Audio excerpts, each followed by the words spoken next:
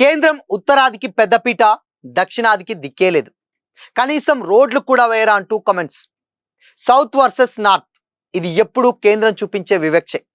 ఇంతకీ కేంద్రానికి దక్షిణాదిపై సౌతి తల్లి ప్రేమ ఇంకెన్నాళ్ళు? Watch this video.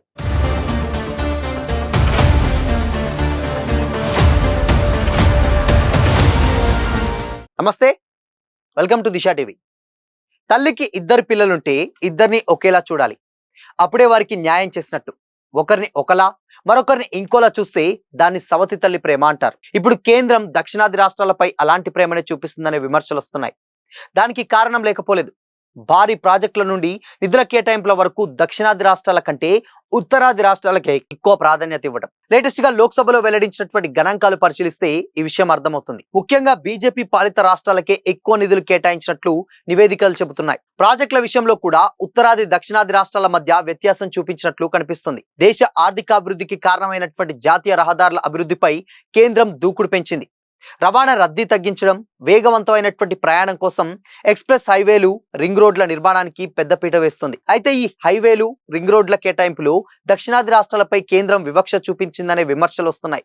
ఉత్తరాది రాష్ట్రాల్లో యూపీకి 1383 కిలోమీటర్ల కారిడార్, రాజస్థాన్ కు 1458 కిలోమీటర్ల కారిడార్లు కేటాయించగా, దక్షిణాదిలో ఆంధ్రప్రదేశ్ 2452 కిలోమీటర్ల మినహా మిగిలిన రాష్ట్రాలు వెనుకబడే ఉన్నాయి.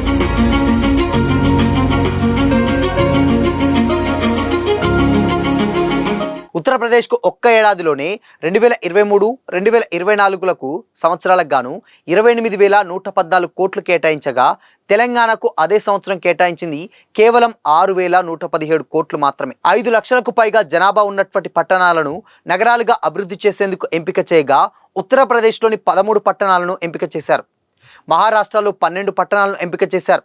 తెలంగాణలో కేవలం 2 పట్టణాలను మాత్రమే ఎంపిక చేయడం ఆశ్చర్యకరం. దక్షిణాది రాష్ట్రాల్లో హై స్పీడ్ కారిడార్ల పొడవు పరంగా ఆంధ్రప్రదేశ్ తర్వాత తెలంగాణనే 2వ స్థానంలో ఉంది. అయితే కేటాయించబడిన నిధుల వినియోగంలో తెలంగాణ ఇతర రాష్ట్రాల కంటే మెరుగైనటువంటి ప్రదర్శన కనబరుస్తుంది. ముఖ్యంగా 2024-2025లో 7,496 కోట్ల నిధులు కేటాయిస్తే 7,564 కోట్లు చేసి ప్రాజెక్టుల అమలులో వేగాన్ని ప్రదర్శించింది.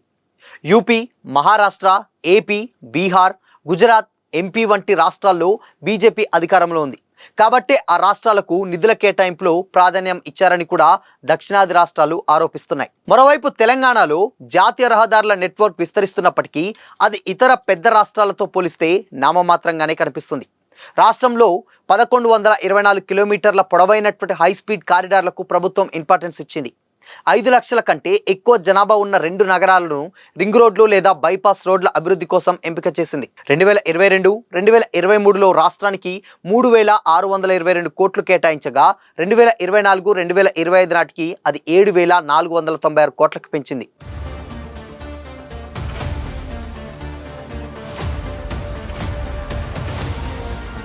ప్రస్తుత ఆర్థిక సంవత్సరంలో 4,921 కోట్లు కేటాయిస్తే ఇప్పటికే 5,644 కోట్లు ఖర్చు చేశారు.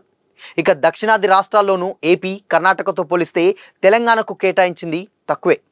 మరి ఫ్యూచర్లో అయినా దక్షిణాది రాష్ట్రాలకు కేంద్రం ఇంపార్టెన్స్ ఇస్తుందా లేదా అనేది చూడాలి. ఎందుకంటే ఇక్కడ సౌత్లో ఉన్నటువంటి మేజర్గా చూసుకున్నట్లయితే అటు తమిళనాడు కావచ్చు, కర్ణాటక కావచ్చు, కేరళ కావచ్చు, తెలంగాణ కావచ్చు, ఇలాంటి ఉన్నటువంటి రాష్ట్రాలలో మేజర్గా ఇక్కడ బీజేపీ ప్రభావం అనేది చాలా తక్కువగా ఉంటుంది.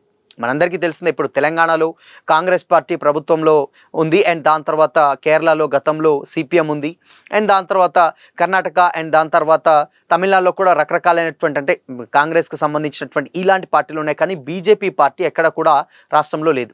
అయితే నార్త్ చూసుకున్నట్లయితే ఇప్పుడు ఇందాక మనం మాట్లాడుకున్నటువంటి రాష్ట్రాలన్నింటిలో కూడా బీజేపీనే అధికారంలో ఉంది. సో అందుకోసమని ఈవెన్ గుజరాత్ ఇలాంటి రాష్ట్రాలలో మేజర్గా ఎక్కువైతే నార్త్ ఎప్పుడైతే బీజేపీ వ్యాపించి అక్కడ ఏదైతే అధికారంలో ఉన్నటువంటి రాష్ట్రాలలో ఎక్కువగా ఫండ్ అక్కడికి బీజేపీ ప్రభుత్వం ఏదైతే ఇప్పుడు కేంద్ర ప్రభుత్వం చాలా సునాయాసంగా, చాలా ఈజీగా, ఎలాంటి ఆంక్షలు లేకుండా కూడా అక్కడికి ఫండ్ పంపిస్తుంది. కానీ ఇక్కడ సౌత్ విషయానికి వచ్చినట్లయితే మాత్రం ఎక్కడ కూడా అంటే ఇందాక మనం చూసుకున్నట్లయితే 12 చూసుకుంటే ఇక్కడ 2 సిటీస్ అంటే ఎంత తక్కువగా ప్రియారిటీ ఇస్తుందో కేంద్రం ఆల్రెడీ చాలా క్లియర్గా అర్థమవుతుంది.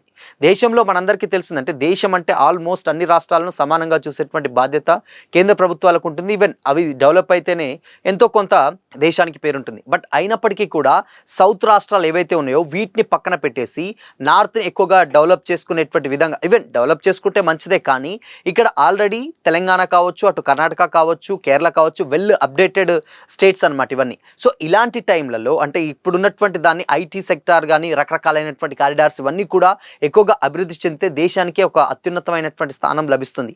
కానీ ఇక్కడ బీజేపీ ప్రభుత్వం అవలంబిస్తున్నటువంటి తీరును చూసుకుంటే మాత్రం కంప్లీట్గా సపరేట్ చేసా, అంటే ఇక్కడ నార్త్ని చూసుకున్నట్లయితే తల్లి ప్రేమ, ఇక్కడ సౌత్ని చూసుకున్నట్లయితే సౌత్ తల్లి ప్రేమని కనబరుస్తున్నాయంటూ కూడా కొంతమంది రాజకీయ విశ్లేషకులు అయితే కమెంట్ చేస్తున్నారు.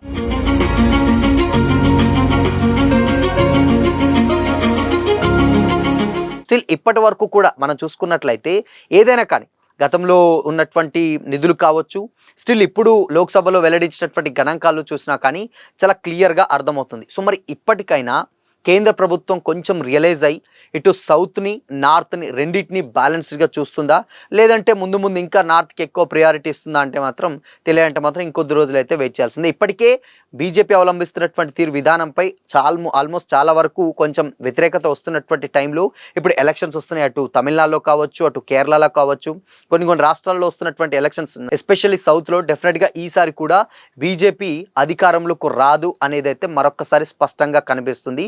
సో ఇక వీళ్ళు కూడా ఎలాగో ఇక్కడ బీజేపీ ప్రాబల్యం లేదు కాబట్టి సౌత్ని ఎక్కువగా పట్టించుకోవట్లేదన్న కామెంట్స్ కూడా వినిపిస్తున్నాయి. సో మరి ఫ్యూచర్లో అయినా ఇన్ కేస్ దక్షిణాది రాష్ట్రాలకు కేంద్రం ఇంపార్టెన్స్ ఇస్తే దేశానికే అది అభివృద్ధి అని కూడా చాలామంది రాజకీయ విశ్లేషకులు అయితే భావిస్తున్నారు.